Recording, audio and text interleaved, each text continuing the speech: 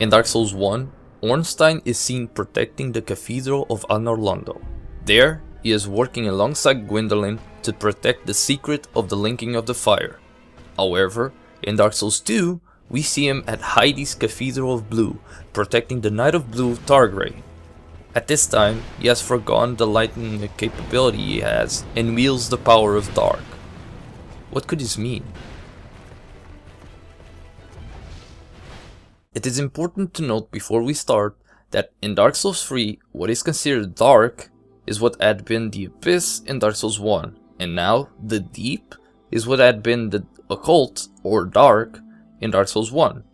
If we pay close attention to Andre's reaction to the Dark Ember in Dark Souls 1 and the Profane Coal, which allows handling of Dark Infusion in Dark Souls 3, we see that the Dark Ember is something that is intriguing to him, whereas he distinctively recognizes the Abyss in the Profane Coal and is afraid of your intentions with it. It's safe to assume Andre knew about the Abyss in Dark Souls 1 since he mentions Artorias' grave and sells us the key to it. So, in conclusion, the Dark or Abyss is the wild potential of humanity, and the Deep or Occult is a power that originates from the Dark Soul itself, something beyond humanity. You only need to look at the effigy shield in Dark Souls 1, a relic of the Occult, to see the similarities to the monstrosity-filled Deep from Dark Souls 3. Hollow Infusion I'll explain further in the video, so let's get to it. In Dark Souls 1, we find the Dark Ember hidden and stored away in the painted world of Ariamis. This ember had been sealed away after a group of humans rebelled against the gods and used its power against them. It is nonetheless a relic of the Way of White, with the description saying that the church hid it. What makes this interesting and relevant is that the ember and power is related to Velka.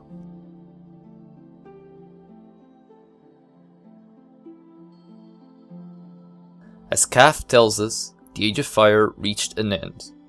The Age of Dark ensued and Gwyn feared it. He saw humans, his once subjects, were now to become his rulers. It was at this point that Velka became a rogue deity. She sided with the humans. She welcomed their newfound power and authority with open arms, ready to accept fate, and so blessed them with a gift, the Dark Ember. But Gwyn did not. He had seen what could happen if humans became too strong and left unchecked. He had lost Ulysses once. He wouldn't lose the rest of the world. So he linked the fire. In defiance and perhaps persuaded by a certain serpent, a group of rebels who wouldn't accept this rose against the gods using Velka's gift to turn on them and pursue their rightful destiny. They targeted Nito but were overwhelmed and met with defeat. It was at this point that the Painted World was created. These transgressors had misused the gift granted by Velka and so deserved to be punished. She ruled that they be imprisoned in a world apart from this one alongside their arsenal, and so Ariamis painted its cold, lonely world. With the occult assault thwarted, Kaf went back to pulling strings once more. This time, he charmed the four kings of New Londo and plunged into the abyss, thanks to what he learned from Manus at Ulasil. The Dark Wraiths emerged and attacked the city armed with their new technique, the Life Drain. It seems Kaf had learned much from past experience, Manus' Abyss and Velka's Dark Ember, about the essence of the Dark Soul, and so created this technique. Ultimately, the Dark Wraiths in the Abyss of New Londo were contained by flooding the city, and the threat was over. However, before that, and in order to counter this threat, Velka acted. She had her bishops hand out indictments to accuse the Dark Wraiths and burn their names into the Book of the Guilty. Afterwards, the Crow Demons would hunt them, retrieving their ears as a reminder of a job well done. It is clear that Velka opposed Kaf and how he twisted humanity's power. But she still cared for humans, given the creation of the Rings of Sacrifice meant to ease the pain of the undead curse. However, Kaf wasn't the only one she opposed. Seath the Scaleless was also on her list of enemies. In the description of the Black Set, which her bishops wear, it reads, "The Pardoner's attire is uniformly black in color and said to be imbued with Velka's mystical power, which provides resistance against all manner of magic. Not only that, but her vow of silence miracle does the exact same thing by nullifying the effects of any spell in the vicinity. Seath is the grandfather of sorcery, so it's natural to assume that if she provided defense against this power, it's because she anticipated conflict with him. I believe I know where the source of this hatred stems from. Gwendolyn. As I said in my first Lost in Description video, Gwendolyn was used by Seath as an experiment on crossbreeds, and he became a failed result. Velka hates Seath for the simple fact that he experimented on her son. Yes, I believe Velka to be Gwyn's wife, mother to Gwendolyn, Guinevere, and the Nameless King. To consolidate this theory, I will reference you to my second episode of Lost in Descriptions. Havel, a bishop of the Way of White, was a hardened supporter of Gwyn, obviously, yet he managed to get hold of the power of the occult to taint Priscilla. How could he do that when it was locked away inside the painted world? Furthermore, he also has a miracle designed specifically to counter sorceries. That's right, Havel was in cahoots with Velka. However, Velka couldn't have anticipated Priscilla's successful creation. Pushed by the other deity's fear of Priscilla's life-hunted ability, and perhaps out of guilt for being responsible for her loneliness, she led her to the painted world and guarded her here. The way Priscilla talks about the painted world is as if it welcomed her with open arms and she was raised fondly. Maybe Velka raised her as the granddaughter that she is and didn't abandon her for being an abomination. Back to Ornstein. He got his dark powers from, you know it, Velka. He was tasked with protecting the royal descendants, and once he departed on Orlando in search of either Guinevere or the Nameless King, maybe both, maybe he went for Guinevere first in Heidi, and then afterwards he went to Lothric, met her as the Queen of Lothric, as the popular theory goes, and then set out for Archdragon Peak in search of the Nameless King. And for that purpose, Velka assisted him with the power of the Dark. But what really cements the possibility that Velka is Gwyn's wife is the fact that Gwendolyn creates the Darkmoon Blades.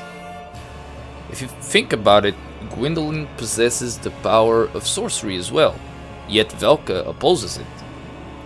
However, they're working together against the Dark Wraiths. I think it's not just because they're both gods. There has to be some kind of relationship here. And furthermore, the Darkmoon Blades take up the same role Velka's Crow Demons had in punishing the Dark Wraiths, so much so that they copy how they cut the Sinner's ears.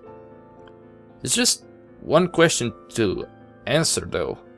Why would Gwendolyn have need to step in and replace Velka? And in fact, Velka is nowhere to be found. What happened to her? In Dark Souls 2, Cromwell the Pardoner unknowingly serves Velka as one of her bishops, forgiving the sins of the guilty. However, as we see in his set, Velka's name has been long forgotten. Nonetheless, there is something peculiar about Cromwell. If you attack him, he will defend himself using a grave scythe. This will be important for what is to follow.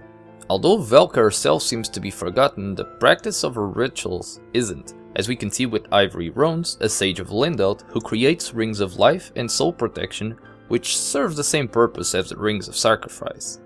Finally, we come to Dark Souls 3. Here, it is finally clear that Velka lost her struggle against Cath.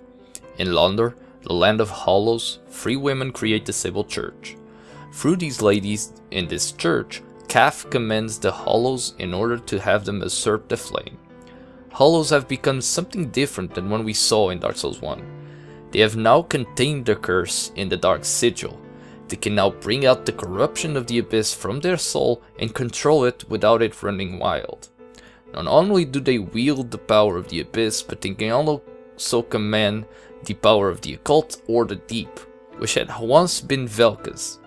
From the Lunder Braille Divine Tome, we learn the miracle Vow of Silence, now a weapon of Lunder's swordsman. Confident in her victory over Velka, Kaf orders the Sisters of the Sable Church to conquer Velka's last domain, the Painted World. However, as Elfrida arrives, she makes a different choice.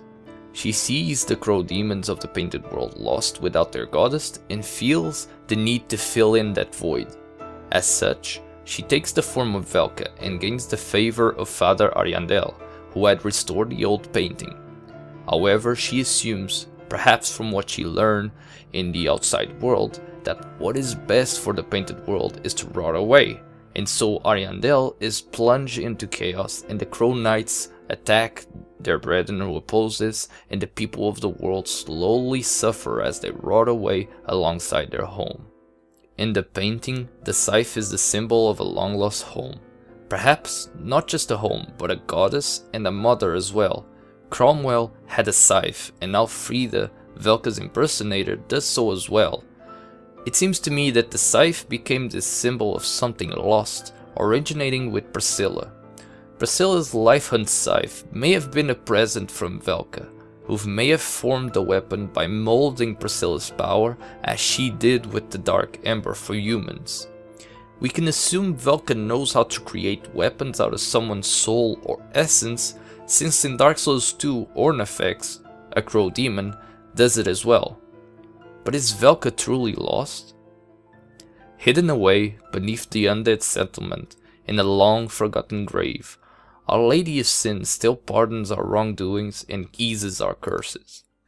Perhaps the old goddess is still somewhere out there, waiting to be found. I hope you enjoyed this video as much as I enjoyed doing it. There's something unique about just analyzing Dark Souls lore and finding these little threads and then following them and see this whole new perspective that you never saw before in the game. And if you enjoyed it, consider subscribing for more, because I sure as hell am going to continue doing this with other topics. And I also want to know what you think about it. Do you think Velka is this lost goddess? Do you believe she's the wife of Gwen? Maybe you think I'm full of shit. Either way, just comment down below. I really want to get a discussion going. It's what these videos are for, is for, you know, back and forth arguments. And lastly, consider liking, because if you like, it shows up on people's YouTube feeds and it spreads out, and the more it spreads, the more likely we get a discussion going. And well, the more you support me, and the more I am able to do these videos. But until the next one, I hope you guys don't sin and find you yourselves something lost in descriptions.